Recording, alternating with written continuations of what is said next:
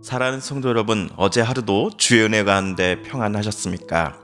2021년 11월 3일 수요일 아침 매일 성경 말씀 묵상 시간입니다.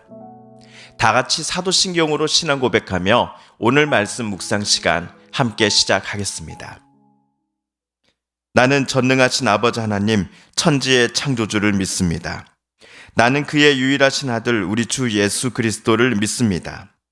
그는 성령으로 잉태되어 동정녀 마리아에게서 나시고 본디오 빌라도에게 고난을 받아 십자가에 못 박혀 죽으시고 장사된 지 사흘 만에 죽은 자 가운데서 다시 살아나셨으며 하늘에 오르시어 전능하신 아버지 하나님 우편에 앉아 계시다가 거기로부터 살아있는 자와 죽은 자를 심판하러 오십니다. 나는 성령을 믿으며 거룩한 공교회와 성도의 교제와 죄를 용서받는 것과 몸의 부활과 영생을 믿습니다. 아멘.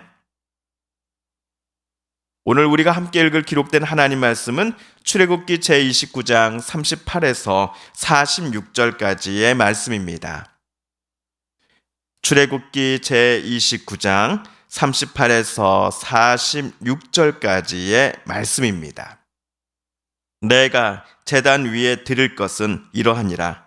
매일 1년 된 어린 양 2마리니 한 어린 양은 아침에 드리고 한 어린 양은 저녁 때에 드릴지며 한 어린 양의 고운 밀가루 10분의 1 에바와 찌은 기름 4분의 1 흰을 더하고 또 전제로 포도주 4분의 1 흰을 더할지며 한 어린 양은 저녁 때에 드리되 아침에 한 것처럼 소제와 전제를 그것과 함께 드려 향기로운 냄새가 되게 하여 여호와께 화제로 삼을지니 이는 너희가 대대로 여호와 앞 회막문 눈에서 늘 드릴 번제라. 내가 거기서 너희와 만나고 내게 말하리라. 내가 거기서 이스라엘 자손을 만나리니 내 영광으로 말미암아 회막이 거룩하게 될지라. 내가 그 회막과 제단을 거룩하게 하며 아론과 그의 아들들도 거룩하게 하여 내게 제사장 직분을 행하게 하며 내가 이스라엘 자손 중에 거하며 그들의 하나님이 되리니 그들은 내가 그들의 하나님 여호와로서 그들 중에 거하려고 그들을 애굽 땅에서 인도하여 낸 줄을 알리라. 나는 그들의 하나님 여호와니라. 아멘.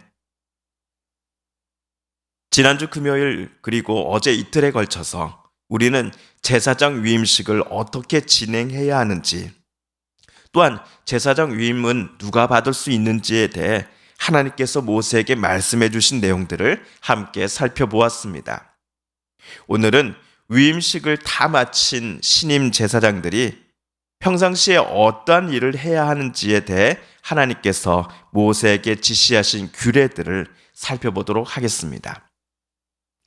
먼저 38에서 39절을 다시 한번 읽어볼까요? 내가 제단 위에 드릴 것은 이러하니라. 매일 1년 된 어린 양 2마리니 한 어린 양은 아침에 드리고 한 어린 양은 저녁 때에 드릴지며. 제사장 위임식을 끝낸 아론과 그의 아들들이 이제부터 할 일은 하루도 빠짐없이 아침과 저녁 각각 한 번씩 제사를 하나님께 올리는 일입니다. 매일 아침과 저녁에 1년 된 어린 양 1마리씩을 잡아 하나님께 제사 드립니다. 이를 어떤 주석서에서는 상번제라고 설명했습니다. 매일상, 항시상이라는 한자에 태워서 드리는 제사라는 의미의 번제라는 한자가 합쳐진 것이 상번제이겠지요. 예를 들어 아침 제사를 위해 1년 된 어린 양을 잡아 가를 뜨고는 성막들에 있는 번제단 내부 철망 위에 올려다 놓습니다. 어린 양이 놓여져 있는 이 철망 밑에는 불이 붙을 수 있는 장작불이 뜨겁게 이미 피워져 있었을 것입니다. 여기까지가 번제입니다. 그런데 여기에 40절을 보시면은 뜨겁게 번제단 불에 죽은 이 어린 양이 태워지고 있을 때 제사장들은 무엇을 제단 위에다가 던져 넣습니까? 고운 밀가루 10분의 1 에바와 찌은 기름 4분의 1 흰을 제단 철망 위에 붓습니다. 아마도 이때 추가로 제단 위에 부어졌던 것들 때문에 제단 불꽃의 크기가 순간 확 커졌겠지요. 동시에 양고기가 불에 구워질 때 나는 냄새, 여기에 곡식과 곡식을 찌어 만든 기름이 섞어지면서 또 다른 향기가 생겨나 제단 주변 사방에 퍼져나갔을 겁니다. 마지막으로 제사장은 포도주 4분의 1 흰을 제단 철망 위에 붓습니다. 여기서 4분의 1 흰이란 0.9리터에 해당한다고 합니다. 불에 타는 재물 위에 포도주가 얹혀지면서 생겨나는 그 고유의 향도 한번 상상을 해보시지요. 이렇게 포도주나 기름을 제단에 붓는 제사 행위를 전제라고 부릅니다. 참고로 소제는 하나님께 제사 드릴 때 곡식을 제단에 바치는 행위를 가리키겠습니다. 우리가 레위기 묵상을 할 때 소제, 전제에 대해서는 그때 가서 좀 더 자세히 살펴보도록 하겠습니다.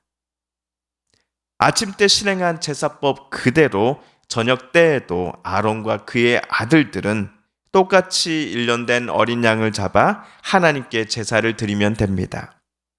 41, 42절을 함께 읽어보겠습니다.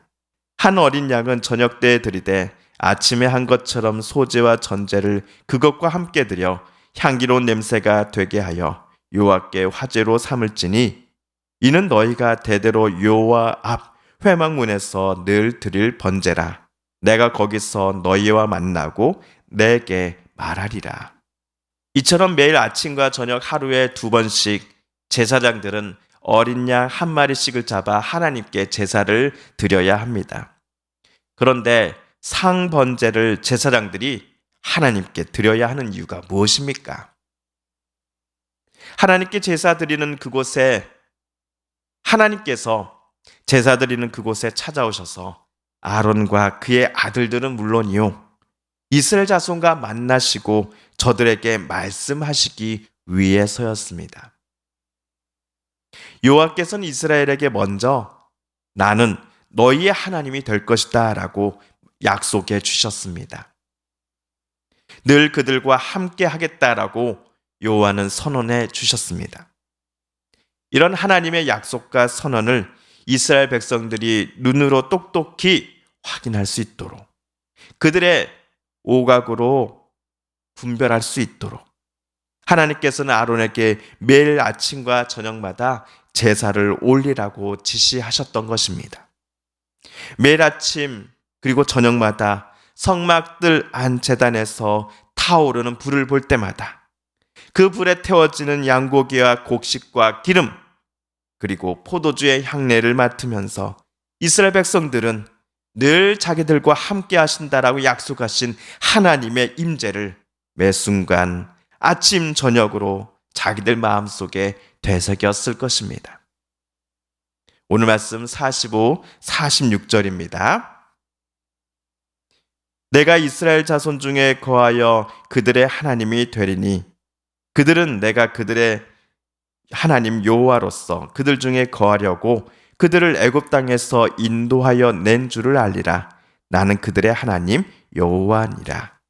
우리도 아침과 저녁뿐만 아니라 시시때때로 우리를 만나고자 이미 이 땅에 내려와 저와 여러분을 먼저 찾아와 기다리시는 하나님 앞에 나아가기를 다짐해 보고 싶습니다. 한편 언약궤가 놓여질 지성소가 있는 장소는 좋게 말해 성막이지 사실은 천막에 불과합니다.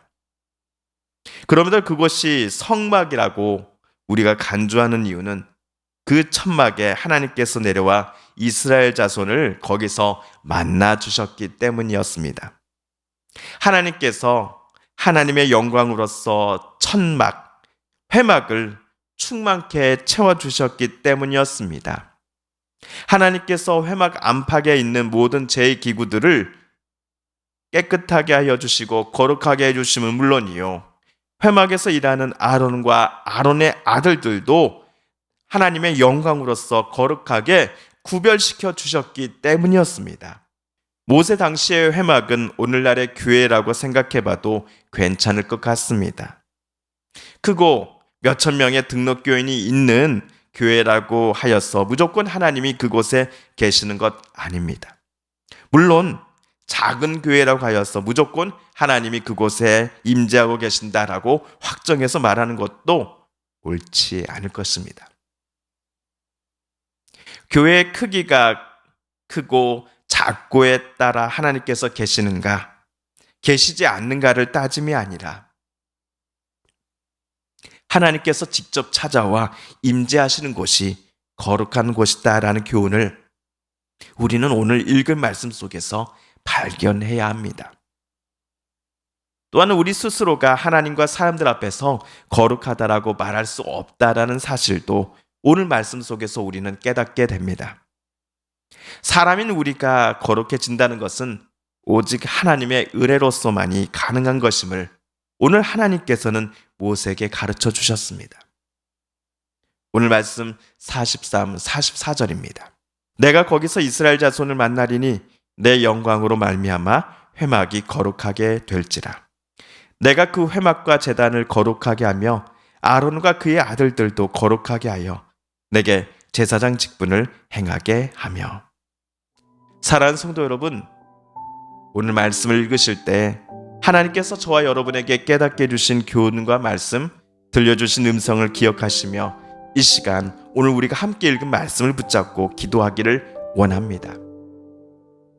또한 우리 성도님들과 가족들 중에 하나님의 고쳐주심과 일으켜 세워주심을 놓고 간절히 기도하는 분들이 계십니다. 이 시간 우리도 그분들의 이름을 부르며 함께 기도하겠습니다.